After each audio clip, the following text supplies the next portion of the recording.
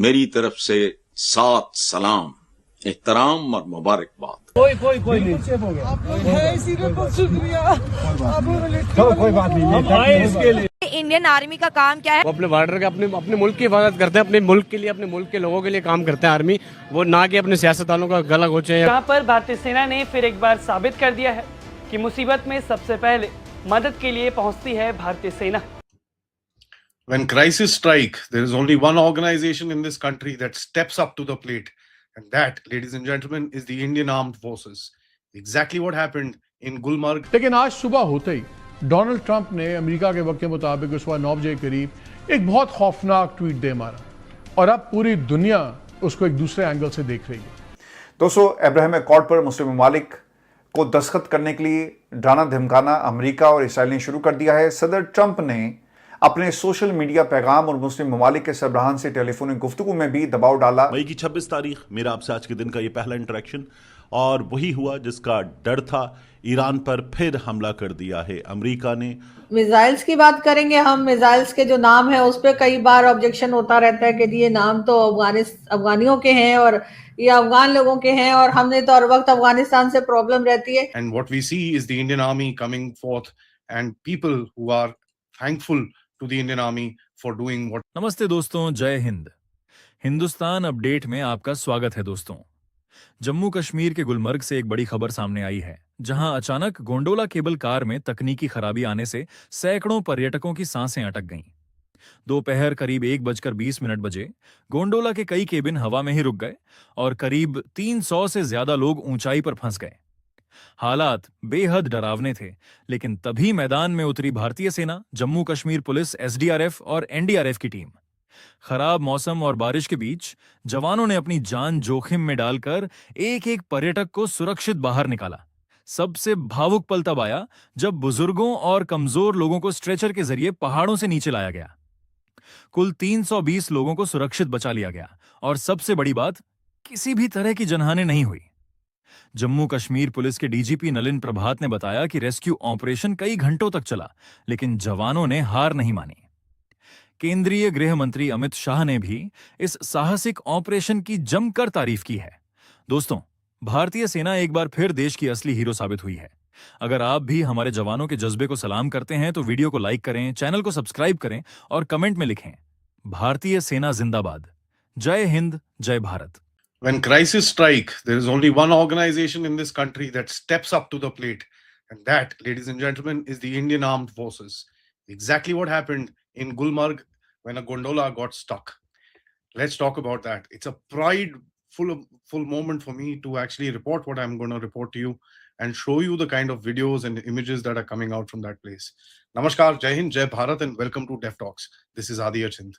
Look at what actually happens when a crisis, ensues in the higher regions of the Himalayas. And what we see is the Indian Army coming forth and people who are thankful to the Indian Army for doing what they did. There are so many videos which are floating around the place, so many images that are floating around the place. Just few of them kind of just touch me. बिल्कुल safe हो गया। बहुत शुक्रिया। चलो कोई बात नहीं, हम आए इसके लिए। This is just one of them where the grit and the real guts of the Indian Armed Forces is being shown.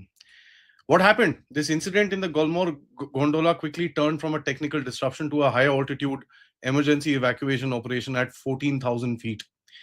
Local administration called up, of course, and one person answered, and a group of people answered. And that, ladies and gentlemen, is the high altitude warfare school of the Indian Armed Forces, the Indian Army. What made the situation dangerous was not just the stoppage of the gondola system. It was a combination of high altitude oxygen stress at 14,000 feet. Oxygen is very rare. Sub-zero wind temperature, civilian panic, and of course, mechanical uncertainty, as well as a technical terrain inaccessibility, and of course, a situation where people were just stuck. This was a time pressure that was actually coming across. Let me just say this here. Major General Puneet Dhoval, commandant of the high altitude warfare school, was personally present in knee-deep mud, actually supervising and ensuring whatever task has been taken up by the forces is done to the last letter. He was there meeting each and every person there and supporting the troops that were actually involved in this. The gondola system basically experienced a disruption which left multiple amount of people suspended over a steep mountain terrain. Gulmarg Gondola is not a small tourist ropeway, it's one of the highest operational cable car systems in the world. Stuff happens, stuff fails. Operators initiated emergency protocol, civil administration was alerted, and of course, in came the saviors of the day, the Indian Army.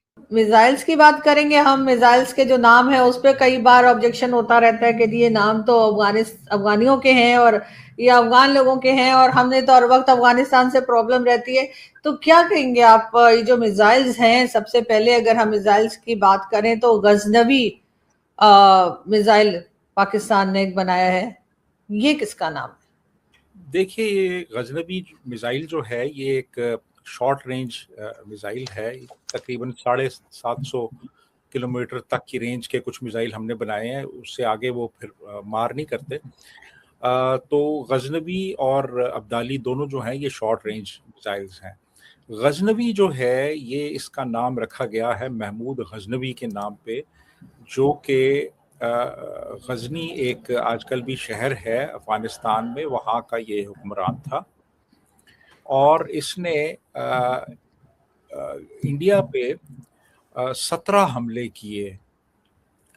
और basically जो इसका objective होता था वो अपनी एक empire building नहीं था, ये नहीं था कि वो अपनी हुकूमत कायम करे यहाँ पे आके, जैसा कि कुछ और लोगों ने हुकूमतें कायम की बाद में, जैसे मसलन बाबर था, उसने तो हुकूमत कायम की अपनी। इसी तरह नादिर शाह दुरानी जो था, नादिर शाह अब्दाली भी जिसको कहते हैं, उसने भी अपना सिस्टम यहाँ पे आके इस्टेब्लिश किया। लेकिन जो गजनवी था, महमूद गजनवी जो था, वो अपनी हुकूमत कायम करने के लिए, एम्पायर बिल्डिंग के लिए नहीं आता था, वो महज लूट मार के लिए आता था।